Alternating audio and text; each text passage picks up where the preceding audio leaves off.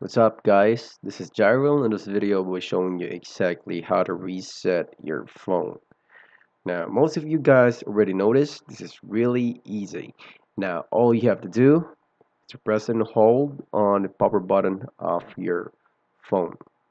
Now you have two choices in here.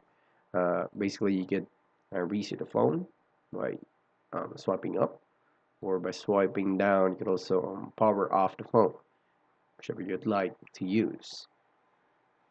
Now, guys, that is just how easy it is to reset your phone. But if let's say you're talking about factory data reset, you could just go to let's say settings, and then additional settings here, and look for backup and reset, and click on factory restore factory settings. That is how you perform a factory data reset.